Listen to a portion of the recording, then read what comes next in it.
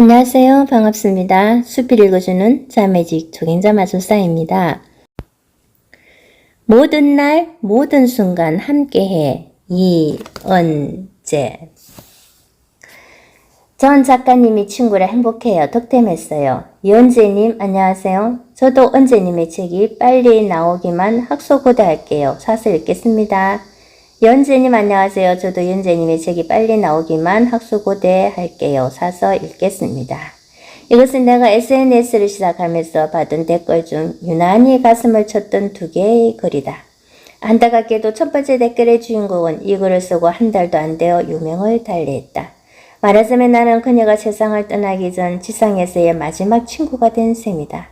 두 번째 댓글의 주인공은 연세가 꽤 되신 할머니인데 옷다속 할머니의 수고가 오롯이 느껴져 눈물이 핑 돌았다. 내가 뭐라고. 한치 앞도 모르는 게 인생이라고. 불과 2년 전만 해도 나는 이 두 사람이 어디에 살고 무엇을 하는 사람인지 전혀 알지 못했다.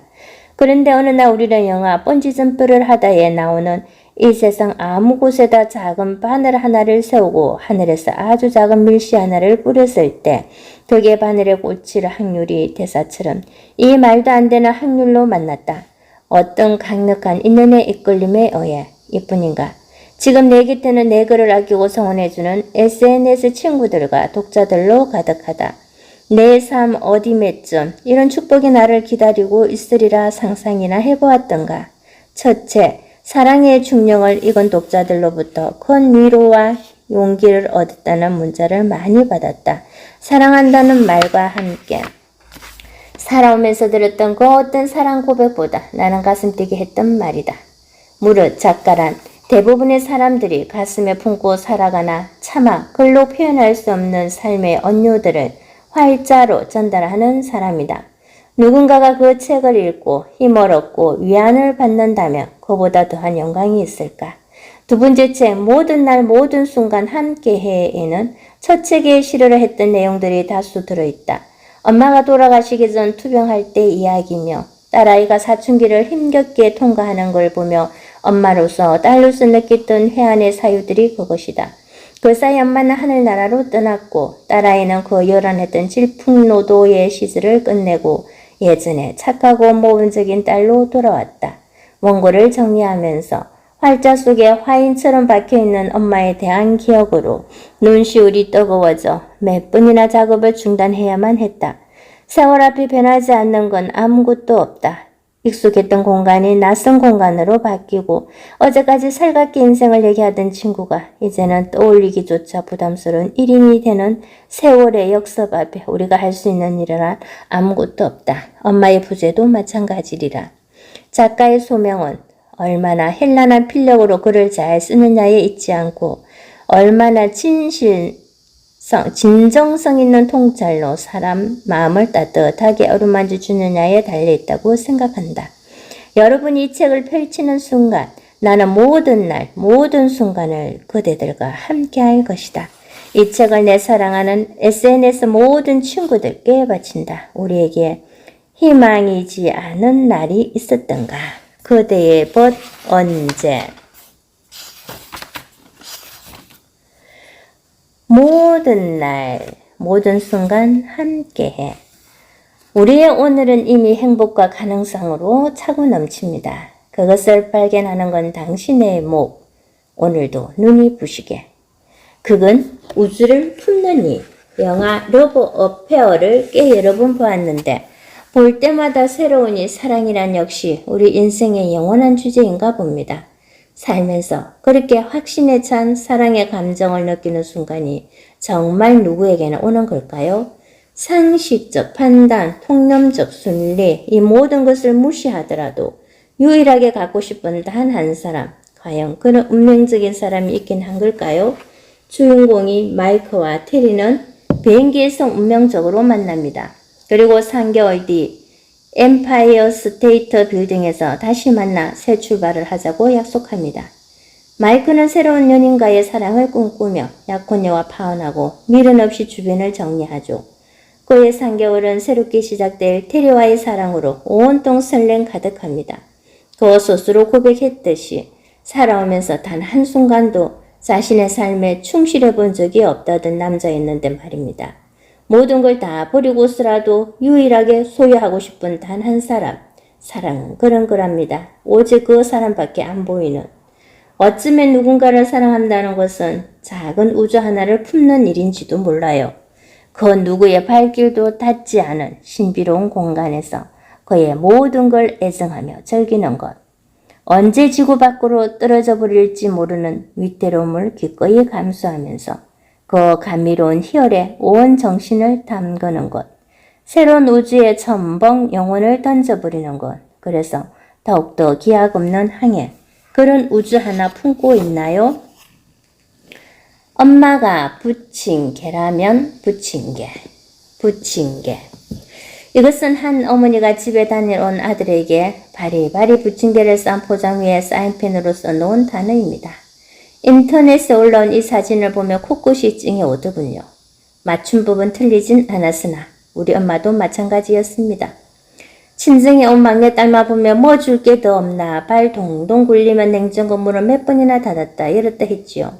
나는 이미 차고 넘치도록 많은 것을 받았건만 엄마의 퍼주기식 사랑은 끝이 없었습니다. 당신이 기억하는 어머니들의 모습도 다르지 않을 테지요.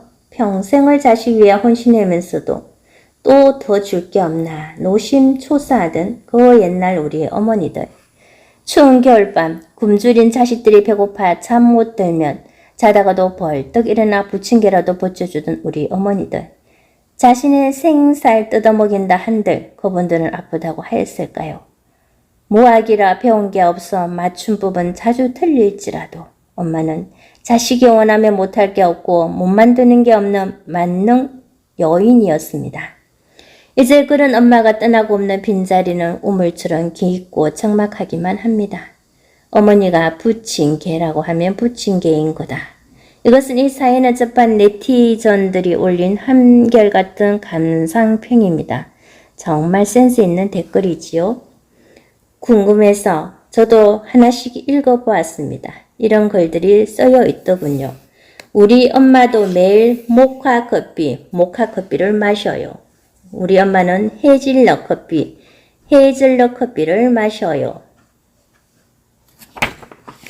우리 엄마 폰엔 제 이름이 곧 꽃미남 아들이라고 쓰여 있어요. 우리 시어머니가 블루베리이라고 쓴 정체불명의 과일을 보내오셨어요. 댓글들을 읽으며 그만 빵 터지고 말았지요. 그 중에 유난히 가슴을 치는 글 하나가 있어서 옮겨봅니다. 본가에 들른 아들이 TV를 보다가 엄마 리모컨 잠시 빌릴게요 해서 리모컨을 건네받았습니다. 엄마는 어쩐 일인지 평소에 리모컨을 유독 아꼈다고 하네요. 집에 들어온 아들이 가방을 열었더니 그 안에는 리모컨이 들어 있었습니다. 어머니는 겉으로 소중하게 여기는 리모컨을 혹시 아들이 계속 필요로 할까봐 몰래 넣어두었던 겁니다. 그 어머니는 치매를 앓고 있었다지요. 할머니와 풀빵. 어느 늦은 밤 남편과 동네 근처에서 생맥주를 한잔하고 나오는데 풀빵 장수 할머니가 부르는 겁니다. 파장이라 한 봉지에 2,000원치를 1,000원에 줄 테니 한 봉지만 사라는 거였죠. 보아하니 세 봉지가 남았더군요. 순간 내가 이 빵을 다 사면 할머니가 퇴근할 수 있겠구나 싶어 물었습니다. 그럼 제가 세 봉지 다 살 테니 할머니는 얼른 퇴근이나 하세요 했더니 내 눈치를 쌀 보며 이러는 겁니다. 아이고 그만 내가 말이 헛나왔네. 한 봉지에 1,000원이 아니고 2,000원이요. 2,000원. 입에 침도 안 바르고 금방 말 뒤집기를 하는 할머니가 너무 귀여워 쿡 하고 웃음이 났습니다. 따지고 보면 원래 한 봉지에 2,000원짜리는 설사 3,000원을 더 주고 산들 크게 억울할 일도 아니었지요. 모른 척하고 얼른 계산을 하니 할머니는 이게 웬 행제나는 표정으로 서둘러 퇴근 준비를 합니다. 단돈 6,000원이 한 사람의 기가를 결정짓는 소중한 돈이라고 생각하니 가슴 한편이 아려왔습니다. 기다리고 있던 남편에게 이 이야기를 했더니 잘했다며 웃는 겁니다. 집으로 돌아와 땅콩 풀빵을 핑계삼아 2차로 남편과 와인 한 잔씩을 더했지요. 와인과 함께 먹는 풀빵은 도무지 어울리지 않는 부조화의 맛이었지만 그날 밤 우리는 할머니가 건네준 땅콩빵 세 봉지로 즐거운 수다 연장전을 가질 수 있었습니다. 언니 화장실 갈 때와 나올 때 마음이 다르다고 합니다. 살다 보면 화장실 배신 때리기는 일상이기도 해서 별로 놀랄 일도 아닙니다. 공경에 빠진 지인이 도와달라고 해서 온갖 인맥 다 동원해 해결해주고 나면 언제 그랬나는 듯 입 싹 닫고 모른 척할 때도 얼마나 많은데요. 그럴 때 대가를 바라고 한 일은 아니지만 헛되라기 짝이 없어요. 그에 비하면 할머니의 말 바꾸기 글에는 오히려 애교에 가깝습니다. 그런 생각도 들었어요. 세 봉지에 3,000원이라고 했다가 얼른 6,000원으로 말 바꾸는 할머니의 기만한 계산법은 어쩌면 오늘날 그 고된 삶을 지탱해준 삶의 힘줄이었는지 모른다는 그런 배신이라면 100번 당해도 괜찮겠습니다. 세상에는 알고도 모르는 척 눈 감고 넘어가주는 일도 몇 개쯤은 있어야 합니다. 모든 일마다 손익계산 앞세워 내 것 따진다면 너무 삭막하거든요. 상대방의 거짓말이 적어도 그 사람의 생존과 직결되었다면, 그래서 내가 그 사람의 가오를 눈 감아주고도 능히 감당할 수 있다면 기꺼이 쏘아주는 제의도 필요합니다. 할머니의 귀여운 상술과 알면서도 모르는 척한 나의 멍청 때문에 세상이 바뀐 건 하나도 없습니다. 대신 제가 건넨 단돈 6,000원으로 할머니가 빨리 귀가할 수 있었다는 사실은 저를 행복하게 했습니다. 또한 할머니의 소소한 말 바꾸기 하나로 우리 부부는 예정에 없던 행복 하나를 더 건졌으니 이것만 해도 내가 분명 더 남는 장사 맞지요? 영혼은 기억하고 있다. 얼마 전 읽은 슬픈 기사입니다. 멀쩡하게 잘 살던 한 남자의 아내가 어느 날 폐암 사기 진단을 받았습니다. 방사선 치료에다 베르벨 건강요법을 시도했지만 아내는 결국 의식불명에 빠졌습니다. 아내의 생일 하루 전날 남편은 5살인 아들을 불러 엄마에게 마지막으로 생일 축하 노래를 부르게 했습니다. 그 순간 닷새 동안 의식이 없던 아내가 눈을 번쩍 뜨며 아이에게 뭔가 할 말이 있는 듯 사력을 다해 입을 오물거렸습니다. 그러고 난 잠시 후 편안하게 눈을 감는 것이었지요. 아내는 마지막 사순에서 어린 아들을 꼭 한번 보고 떠나고 싶어서 죽을 힘을 다해 버텼던 것입니다. 또 있습니다. 오래전 지방병원의 한 인턴 의사가 쓴 글이 인터넷에 올라온 적이 있어요. 이런 내용이었죠. 26살의 꽃다운 청년이 공사장에서 추락해 새벽에 응급실로 실려왔답니다. 얼굴과 머리를 심하게 다쳐서 원래 모습은 알아볼 수 없을 정도였고 의식도 완전히 잃은 상태였습니다. 살아날 가망성이 없다고 판단한 의사는 심전도 파동이 멈추면 청년을 곧바로 영안실로 옮기라고 간호사에게 일러두고 자리를 떴습니다. 그런데 이게 어찌된 일일까요? 청년은 그 후 장장 이틀이라는 시간을 더 살아있었습니다. 의사가 도대체 청년에게 어떤 말못한 사연이 있기에 저리도 못 떠나고 있는 걸까 의문을 갖는 찰나 넋이 나가 사색이 된 한 젊은 여인이 중환자실로 들어왔습니다. 결혼한 지 3개월 된 그의 아내였지요. 뱃속에는 곧 태어날 아기도 있었고요. 바로 그 순간 믿을 수 없는 일이 일어났습니다. 젊은 여인이 눈물을 흘리며 그가 누워있는 침대 옆에 서자 거짓말처럼 심전도 파동이 멈춘 것입니다. 그것 또한 기다렸던 것이지요. 의학적으로는 도저히 설명이 안 되는 현장을 직접 목격한 의사는 충격을 받고 그만 할 말을 잃었습니다. 한편으로는 우리 눈에는 보이지 않지만 사랑하는 사람 사이에는 끊으려야 끊을 수 없는 강력한 영혼의 힘이 있음을 절감하며 그녀에게 다가가 이렇게 전했습니다. 그가 당신과 당신 뱃속의 아기를 마지막으로 보고 떠나기 위해 지금까지 삶과 죽음의 경계에서 얼마나 오랜 시간을 버텼는지 모른다고. 네, 덩 좀 봐주실래요? 삶에서 사람이 보일 수 있는 가장 슬픈 표정은 앞모습도 아니고 옆모습도 아닌 바로 뒷모습이라고 한다. 점심을 먹고 강아지들과 공원으로 산책을 나갔다가 벤치에 외롭게 앉아있는 한 중년 남자를 보았다. 그는 30분이 지나도록 미동도 않고 그 자리에 앉아있었다. 불현듯 호기심이 발동했다. 휴일도 아닌 평일낮에 사무실도 아닌 공원에 나와 저리 오랫동안 앉아있는 걸 보면 아마도 실직자 아니면 언제자일 것이다. 그랬을까? 벤치에 등을 기대고 앉아있는 그의 뒷모습이 유난히 쓸쓸하게 느껴졌다.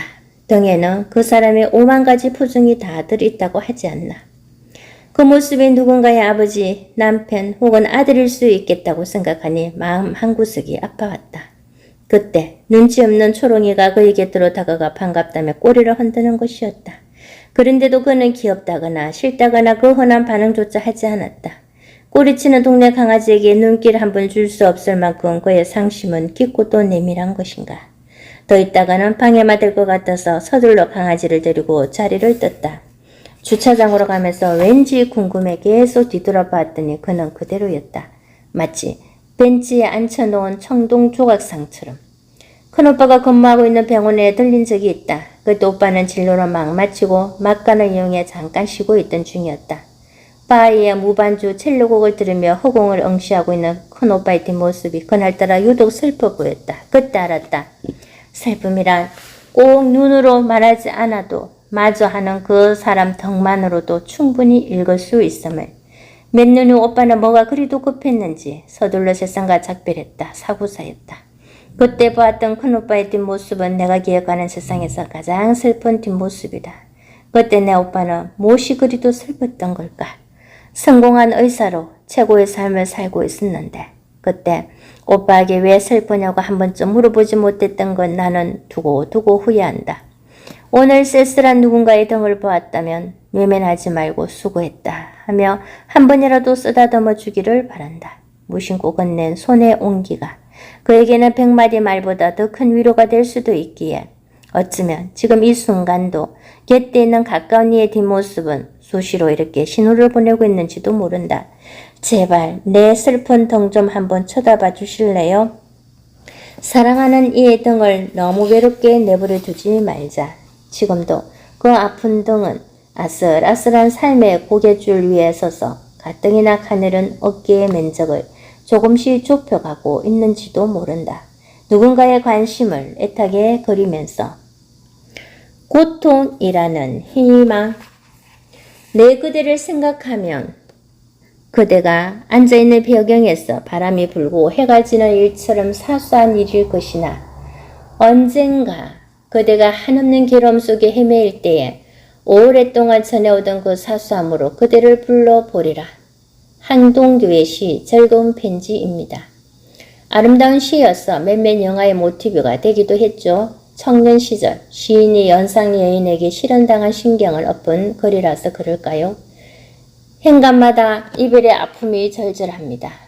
누군가를 사랑하는 일이란 그대가 앉아있는 배경에서 바람이 불고 해가 지는 일처럼 사소한 일이라 역설했던 시인은 떠나간 연인을 꽤나 잊지 못했나 봅니다. 하지만 그 그리움이 쌓이고 쌓여 결국에는 이리도 아름다운 시를 탄생시킨 걸 보면 시인의 기다림이 정녕 헛되진 않았네요.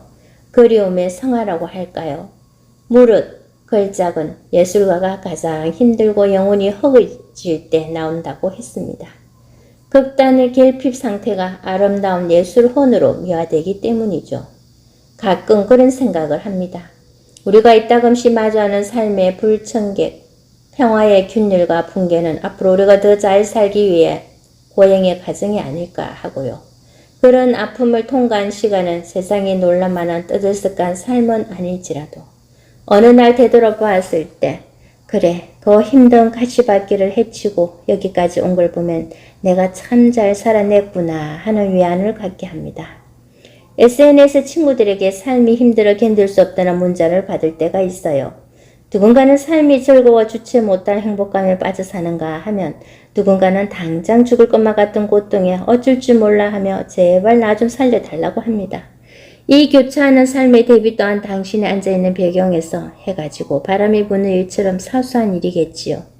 지금 당신 앞에 말도 안 되는 삶의 험난들은 언젠가는 다 지나갑니다. 다른 이의 삶에도 예외 없이 관통하는 통과의 레일인걸요.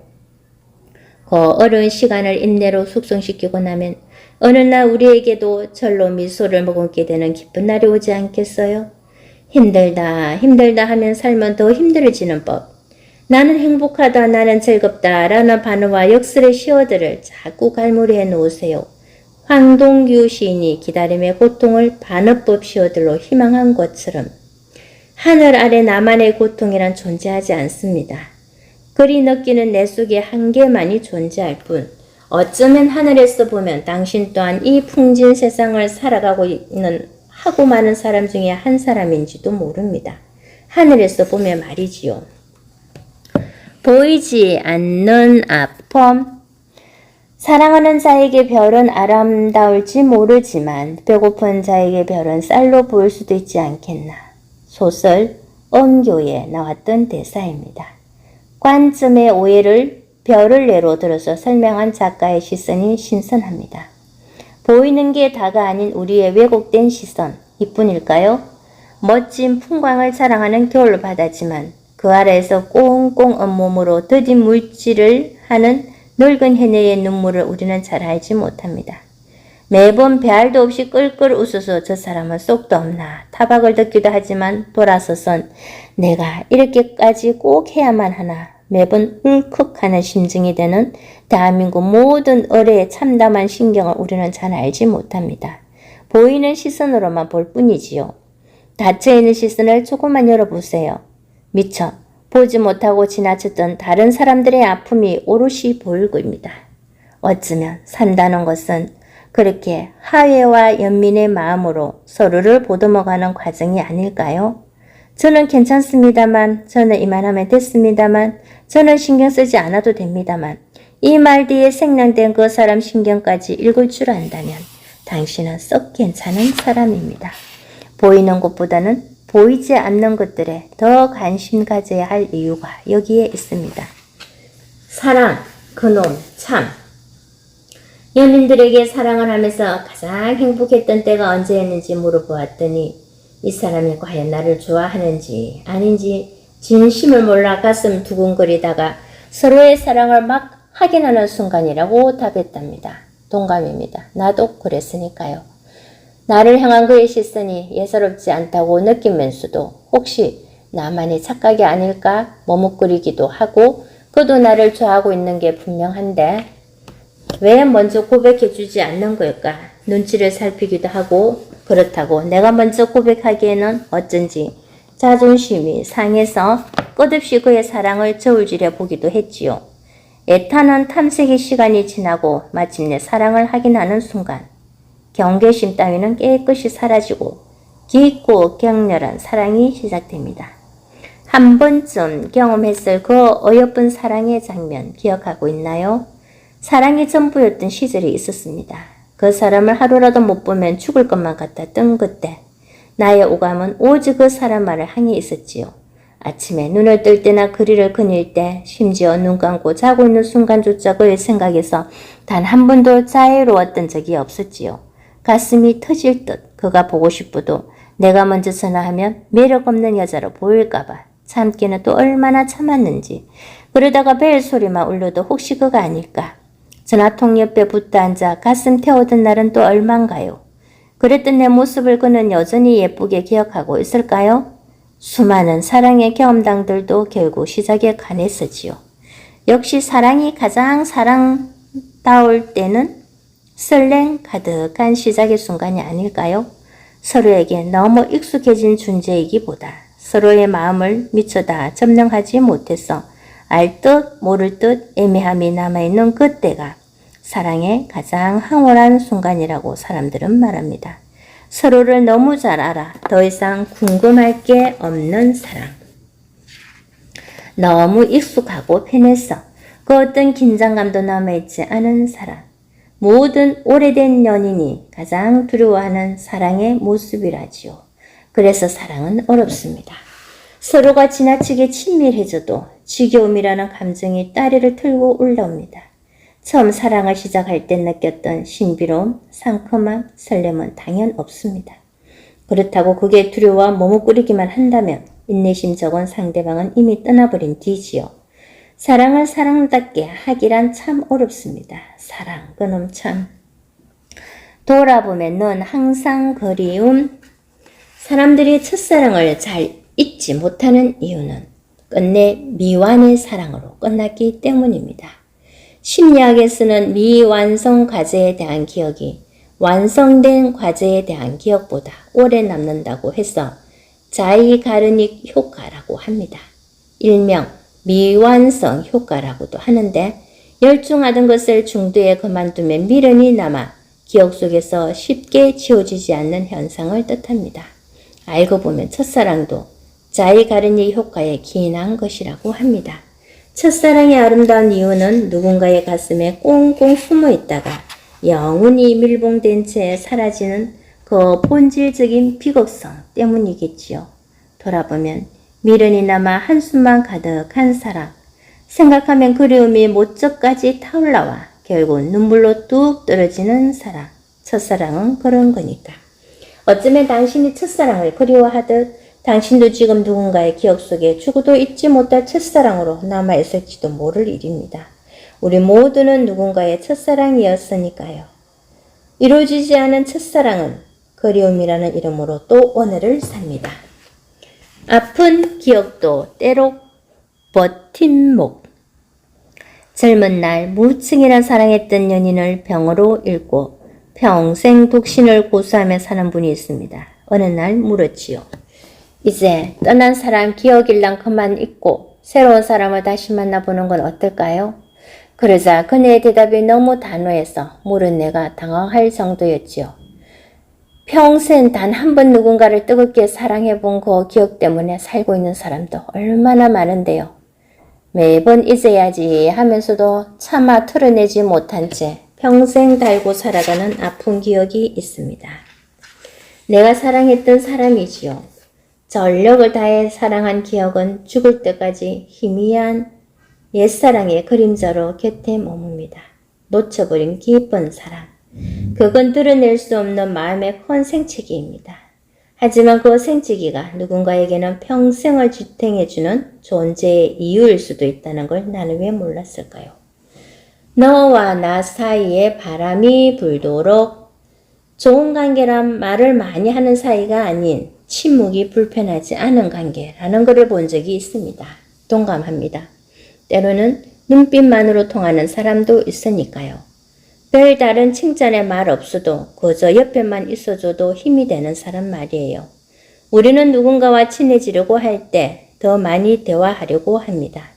상대에 대해 한 가지라도 더 알려고 애쓰지요. 그래야 친밀해진다고 생각합니다. 하지만 그것은 착각입니다. 모든 것에 여백이 필요하듯 인간관계에도 말의 공백이 필요합니다. 애매한 말줄임표가 아닌 그의 말에 쓸데없이 토를 달지 않는 것, 상대방이 한 말에 거저 고개만 끄덕이는 것만으로도 진심은 충분히 전달됩니다. 그런 말 없는 리액션들이 100마디 말보다 더 큰 효력을 가지지요. 너무 많은 말의 소비는 서로를 지치게 합니다. 육성이 소거된 카톡에서조차 무차별로 난무하는 말로 인해 걱정을 사서 하는 일이 많지 않나요? 서로 말은 안 해도 그 마음을 능히 짐작하고도 알 수 있는 사람. 말의 공백이 전혀 불편하지 않는 사람. 그런 사이가 진짜 좋은 관계입니다. 당신의 선택을 믿어요. 영화 메디슨 카운티의 다리를 보면 짧은 시간 폭풍 같은 사랑을 한 메릴 스트립이 교차로에서 클린트 이스트우드를 따라갈지 말지 갈등하며 건방이라도 자동차 문을 박차고 뛰어나갈 태세로 앉아있는 장면이 나옵니다. 눈물을 머금고 벌겋게 충혈된 눈으로 자동차 문을 열까 말까 갈등하던 그녀의 절박한 모습을 잊을 수가 없습니다. 결국 그녀는 운명적인 사랑을 포기하고 가족을 선택함으로써 열변과도 같았던 사랑의 종지부를 찍지요. 가끔은 이런 상상도 해봅니다. 만약에 그때 그녀가 클린턴 이스트우드를 따라갔더라면 그녀의 인생은 어떻게 되었을까? 아마도 그랬다면 그녀는 사랑을 쟁취한 대신 가족을 버렸다는 죄책감으로 평생 괴로워하며 지냈겠지요. 그런데도 그녀의 상식적인 선택에 무조건 잘했다고 박수 쳐줄 수 없는 이 마음은 도대체 뭘까요? 살다 보면 선택의 딜레마에 빠지는 일 부지기수입니다. 인생의 혹처럼 따라붙는 가지 않은 길에 대한 미련은 또 어떻고요? 내가 선택한 이 길이 과연 옳은 길인지 만약 다른 길을 선택했더라면 어떻게 되었을까? 의문이 꼬리를 뭅니다. 어느 대학 혹은 어떤 직장에 갈 것인가?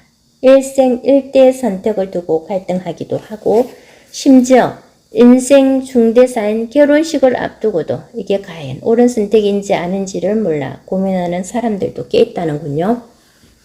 우리 인생은 이렇듯 수많은 선택의 연속입니다. 분명한 건 어떤 결정을 하든 그 책임은 오롯이 자신의 몫이라는 것입니다. 처음부터 너무 완벽한 선택을 기대하지는 마세요. 최선이라 생각한 선택이 최악의 결과로 돌아올 수도 있습니다.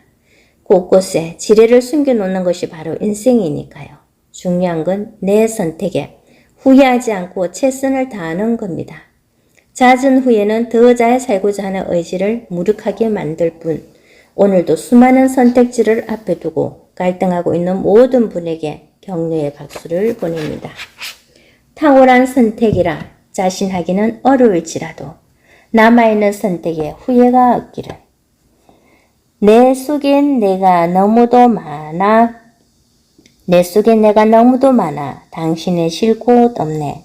내 속엔 헛된 바람이 있어 당신이 패날 곳 없네. 시인과 총장 가시나무에서. 살면서 누구나 자신의 정체성에 대해 고민합니다. 나는 누구일까?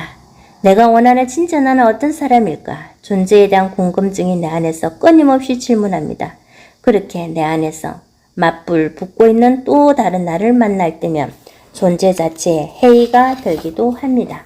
하지만 그럴지라도 우리는 내 안에 또 다른 나와 마주하는 것을 게을리해서는 안 됩니다. 하루에도 수십 번씩 변하는 낯선 나를 수시로 다독이며 친해질 줄도 알아야 합니다. 그것 또한 내칠 수 없는 조각진 나이기에.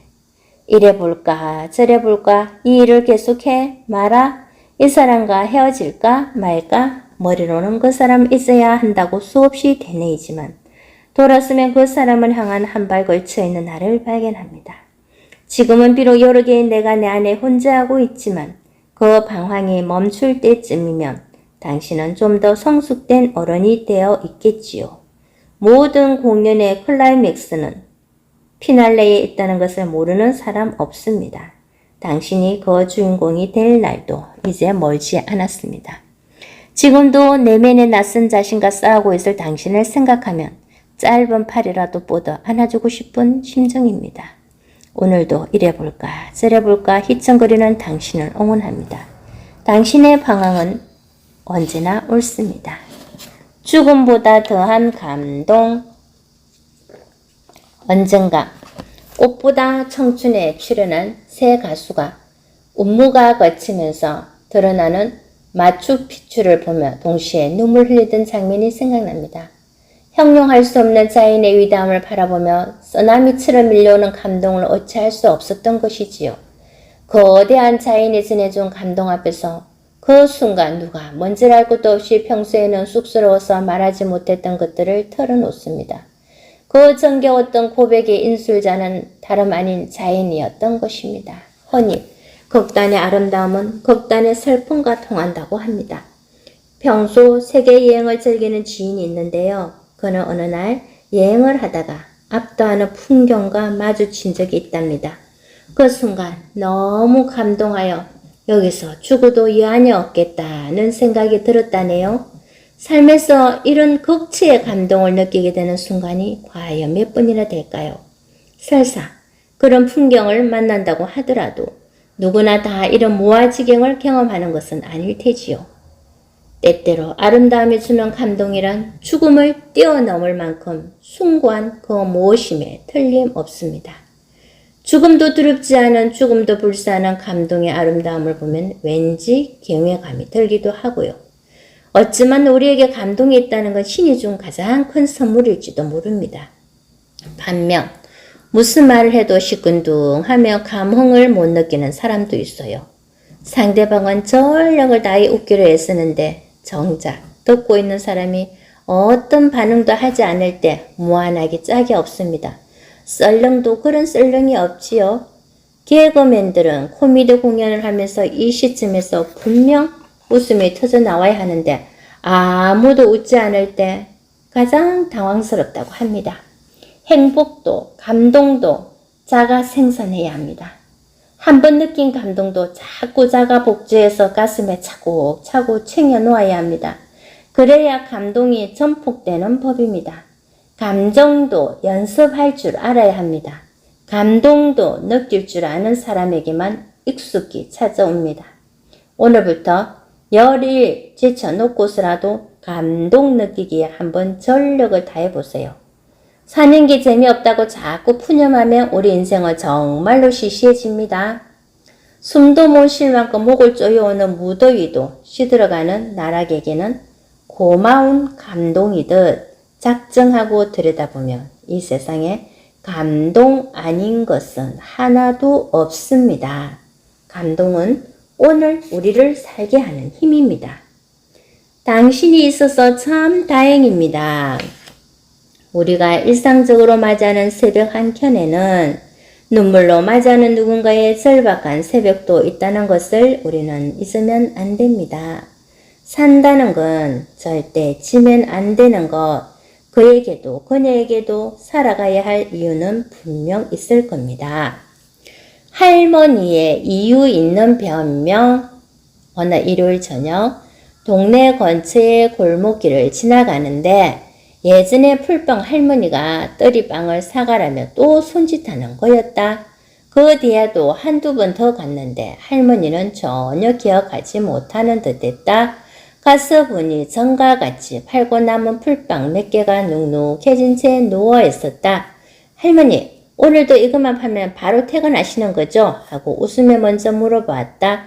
순간 할머니는 내 얼굴을 빤히 보더니 갑자기 엄마야 하며 두 손으로 당신 얼굴을 감싸는 게 아닌가? 왜요 할머니? 그게 아이라 내서 아마 미안해서 그러지. 웃자고 그때 그 사모님인 줄도 모르고 내가 또 살았겠네. 미안합니다. 아이고 웃자고. 할머니는 지난번 1,000원이라고 했다가 2,000원을 받은 말 꿈 거래를 정확히 기억하고 있었던 거다. 아이, 걔 안 해요, 할머니. 그런데 오늘도 제가 이거 다 사면 할머니 집에 가시는 거죠? 그래서 할머니는 한사코 손소리를 치며 풀빵 봉지를 잡으려는 내 손을 막았다. 아이고, 오대예. 오늘은 그냥 가이소마. 내사마 안 주셔도 됩니다. 내도 마 염치가 있지. 할머니는 미안했던 거다. 생각해서 떨이에 주려는 내가 바가지 씌운 것을 하도 완각히 막으시는 하는 수 없이 한 봉지만 사며 말했다. 할머니 이제 곧 추워질 때는 일찍 들어가세요. 일요일은 좀 쉬시고요.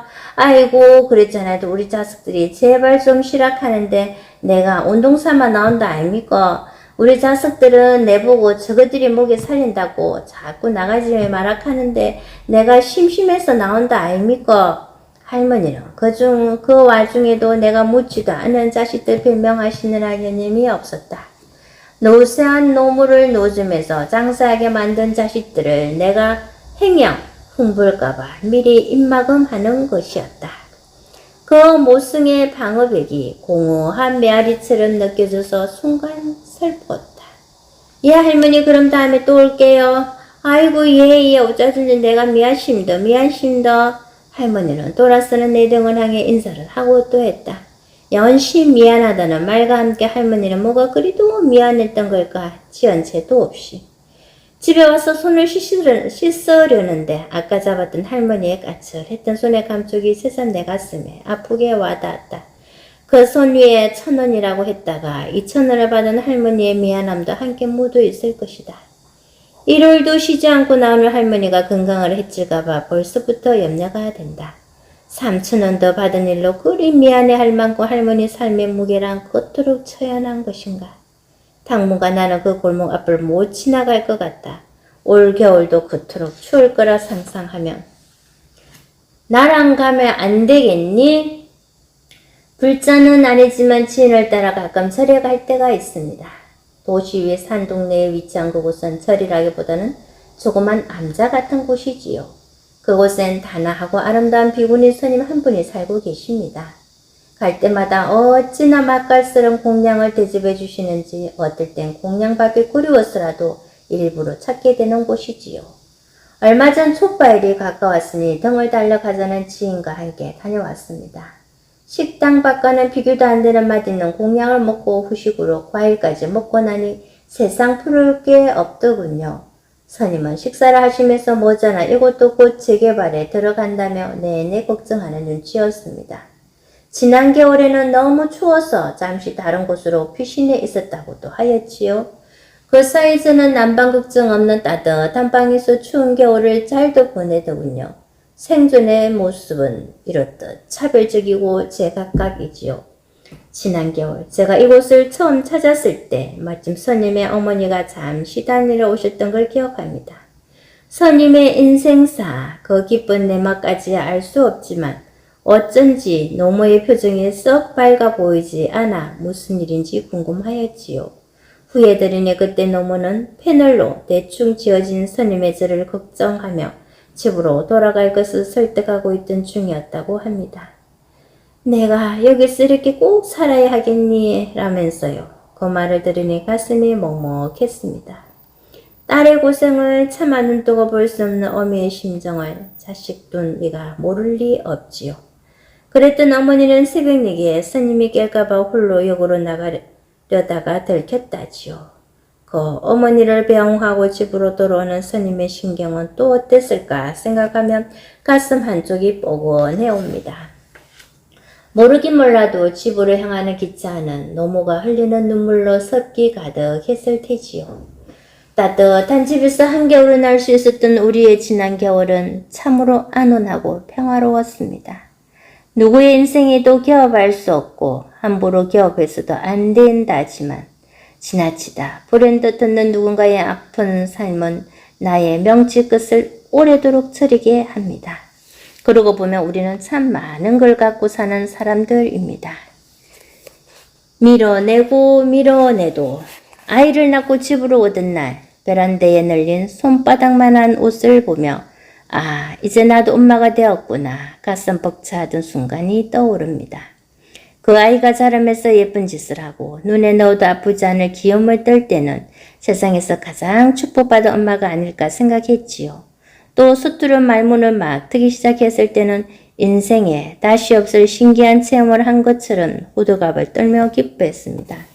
아이의 당연한 성장 앞에서 바보가 되는 세상 모든 부모들과 마찬가지로요. 어릴 때는 예쁜 짓도 자주 하고 공부까지 잘해 엄마를 그리도 행복하게 해주던 딸아이가 요즘 사춘기라 그런지 문득 나를 슬프게 합니다. 내 딸만큼은 질풍노도의 그 시기를 용케 비켜가리라 생각했는데 아니 그러기를 바랐는데 그건 순전히 착각이었나 봅니다.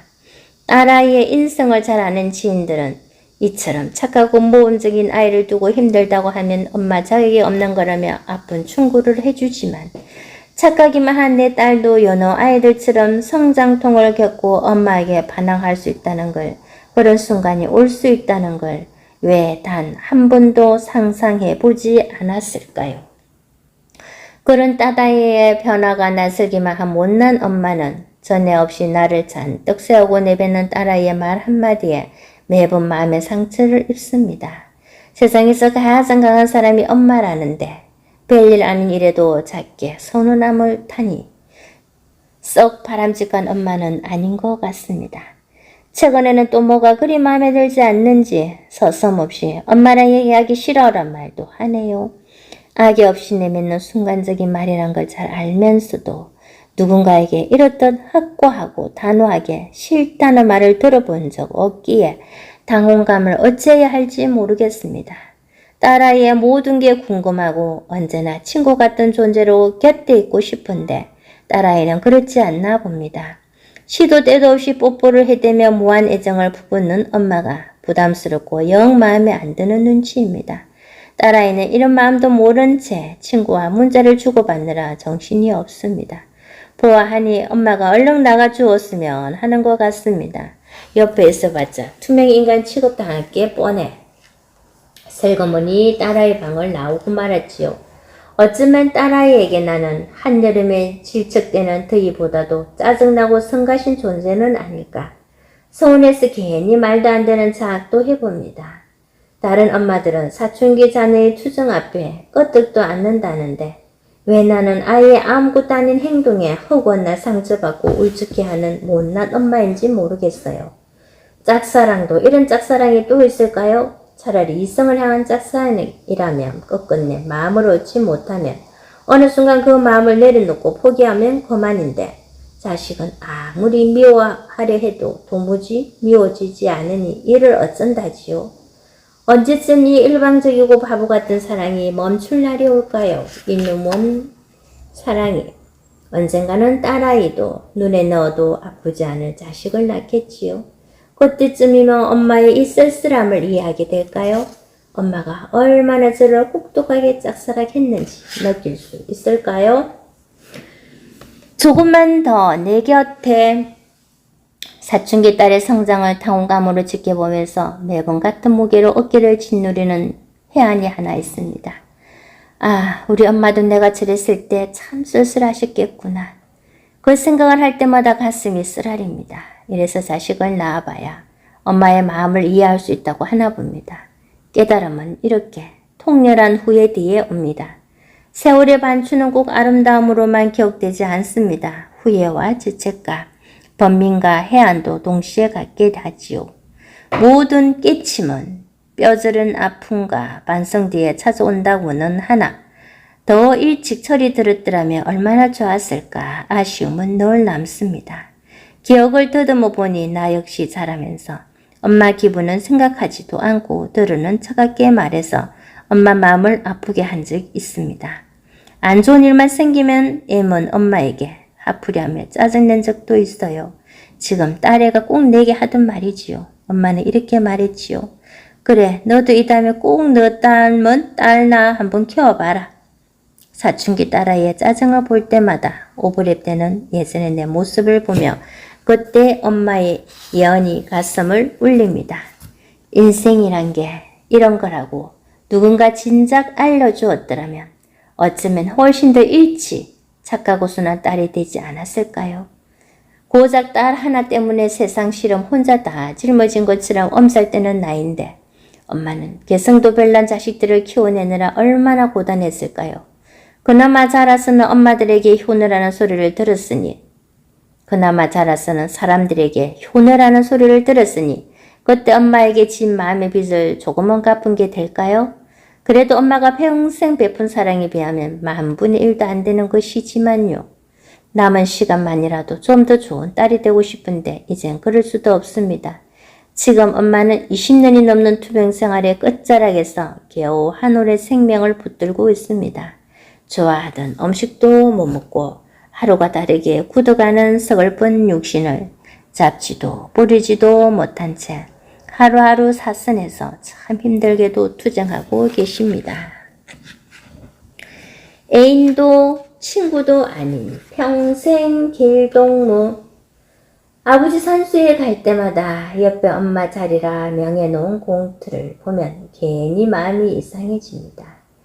맷자리를 미리 잡아 놓는 것은 우리나라 매장 풍습상 전혀 이상한 일이 아닌데 언젠가는 우리 엄마도 저 자리에 묻히시겠지 생각하면 목을 때가 뜨거워져요. 줄에서의 단골로 등장하는 백년해로라는 말이 있지요. 평생 함께 넉는다는 말인데 그 뜻을 생각하면 조금 아득해집니다. 해로동혈이라는 말도 있습니다. 살아서는 같이 널고 죽어서는 한 무덤에 묻힌다는 말입니다. 죽어서도 함께하는 인연이 부부라니 그 인연이 더욱 무겁고 깊게 느껴집니다. 남남으로 만나 꼭 닮은 자식을 낳고 평생 한 방향을 보고 살다가 죽어서도 나란히 함께 묻히는 운명. 이런 기막힌 인연으로 맺어진 세상의 부부는 서로에게 얼마나 최선을 다하며 살고 있을까요? 너무 편하고 익숙하다는 이유로 함부로 상처 주며 살고 있지는 않나요? 때로는 지겨울 정도로 낯익은 얼굴이지만 언제나 따뜻한 시선으로 나만 보고 있는 그 사람 얼굴을 가만히 들여다보세요. 그 사람의 숨소리, 곤히 잠든 모습, 가끔씩 찌푸리는 미간의 주름까지 말입니다. 그러면 예전에는 몰랐던 그 사람의 고단함과 외로움이 오롯이 느껴질 겁니다.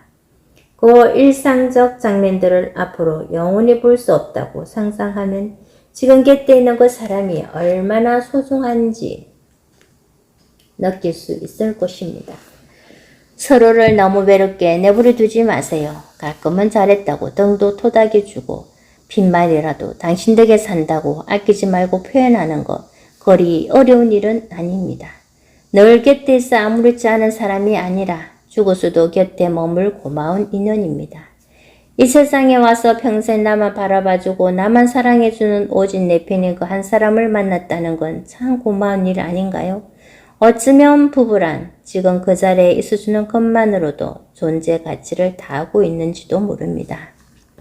그런 친구면 충분합니다. 기억해요, 레드. 희망은 좋은 거예요. 어쩌면 제일 좋은 것인지도 몰라요. 그리고 좋은 것은 절대 사라지지 않아요. 영화 소생겨 탈출했어. 앤디가 레드에게 보낸 편지 중 일부입니다. 40년을 감옥에서 복역하고 사회에 나왔지만 부정음과 무력감 탓에 삶을 포기하려 했던 레드. 그는 고민 끝에 자살까지 결심하지만 앤디의 편지를 발견하고 마음을 고쳐 먹습니다. 뜨거운 햇살이 내리쬐는 코발트빛 바닷가에서 낡은 보트를 수리하고 있는 앤디를 발견한 레드. 그 순간 만감이 교차하는 얼굴로 걸어와 감격적으로 헤어하는 장면은 이 영화의 백미입니다. 지옥 같은 규두스 안에서 유일하게 서로 믿고 의지하던 두 사람이 그때 서로에게 건넨 눈빛만으로도 그동안 친구를 얼마나 절절히 그리워했는지 느낄 수 있었습니다. 사랑도 좋습니다. 그러나 우정은 더 좋습니다. 내가 힘들 때나 슬플 때 거저 옆에만 있어줘도 든든한 친구. 10사람이 나를 손가락질해도 내 결백을 믿어주는 단 한 사람의 친구. 그거 하나면 더 바랄 게 없는 게 인생 아닐까요? 내가 잘 나갈 때는 시도 때도 없이 달려와 얼굴 도장 찍기 바쁘던 사람들이 정작 내가 힘든 상황에 처해 도움 청하려 하면 한 사람도 보이지 않는 게 현실입니다. 그게 사람 인심입니다. 얼마 전 당신의 진짜 친구는 몇 명인가요? 라는 제목의 글에서 유심히 읽어보았습니다. 영국 오스포드 대학교 교수 로빈 덤바라는 분이 쓴 글인데요. 이런 내용이었습니다. 친구는 많을수록 좋을 것 같지만 용량 제한이 있다. 인간에게 적정한 친구 숫자는 150명 정도다. 소셜미디어 친구가 1000명이 넘어도 정기적으로 연락하는 사람은 150명에 불과한데 그 중에서도 친밀한 관계는 20명이 되지 않는다. 내 실없는 숫자만 많은 인맥은 그야말로 당신 삶의 덜리리일 뿐입니다. 세상에는 쇼윈도 부부만 있는 게 아니라 소윈도 인맥도 얼마든지 존재하니까요. 미국 하버드 대학교 연구진에서 75년간 700명의 사람을 추적 조사했더니 행복한 삶은 부와 명예에 있는 게 아니라 좋은 관계에 있다는 연구 결과가 있습니다. 가족, 이웃, 공동체와의 좋은 교류를 통해 삶의 질이 달라진다는 말입니다. 이때 인맥의 수가 중요한 게 아니고 단 한 명의 친구라도 진심 어린 마음으로 주고받는 친구가 있다면 그게 진정한 행복이라고요. 남에게 보여주기 위한 친구가 아닌 진짜 친구를 만나세요. 거창하게 생각할 필요는 없습니다. 서로 잊지 않을 정도로 연락해주는 친구. 좋은 일 생겼을 때 함께 기뻐해주고 굳은 일 당했을 때 제일 먼저 달려와 토닥여주는 친구. 있는 그대로의 나를 인정해주는 친구. 나이 먹어가는 서로의 모습을 조금은 안쓰러운 눈으로 봐줄 수 있는 친구. 슬프고 고단한 저마다의 인생에 눈물 바람 할 일 많은 인생에 친구마저 없었다면 어쩔 뻔했나요? 지금 여기를 사는 행복. 헐 좋은 명분 때문에 본질을 망각할 때가 있습니다. 너희 미래를 위해라는 말이 특격을 하죠. 인간은 행위상학적 사고를 하는 지구상의 유일한 고등 동물이라는데 어떻게 그 오랜 세월 녹음기에 버튼 누르듯 이렇게 일관성 있는 대답을 반복할 수 있는지. 매일 아침 7시 40분까지 등교, 밤 10시까지 수년간을 공부하는 엄청난 인내력의 청소년들이 버티고 있는 무서운 민족. 그게 바로 외국인들이 바라보는 한국인이라고 친구가 톡을 보내왔습니다. 미스테리하답니다. 누가 뭐래도 인생에서 가장 찬란한 시절, 그 아름다운 시간을 제대로 누리지도 쓰지도 못한 채 파김치가 되어 집에 돌아오는 딸아이를 보며 어느 드라마의 대사처럼 이게 최선입니까? 설로 먹고 싶으십니다. 지금 행복하지 않다면 미래의 행복이 무슨 의미가 있을까요? 교통사고로 아이를 잃은 한 어머니가 이런 말을 했답니다. 아이가 수업을 마치고 집으로 와서는 냉장고에서 우유를 꺼내 벌컥벌컥 마시던 그 일상이 얼마나 행복한 시간이었는지 몰랐다고. 아이가 떠나고 난 후에야 비로소 깨달았다고요. 많은 사람이 미래의 행복을 위해서라는 거창한 명분 아래 지금 마땅히 누려야 할 행복을 생략한 채 혹은 유보한 채 살아갑니다. 가끔 그들에게 묻고 싶습니다. 그래서 지금 행복하냐고.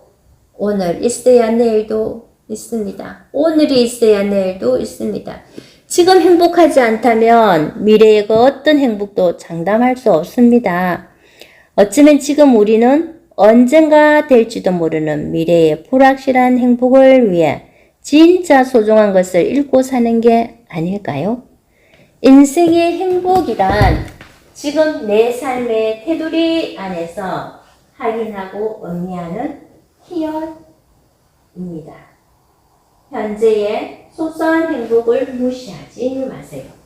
우리에게 남은 시간은 생각보다 길지 않아요. 오늘 손에 쥔 행복이라는 씨앗을 놓치지 말고 꼭 움켜쥐세요.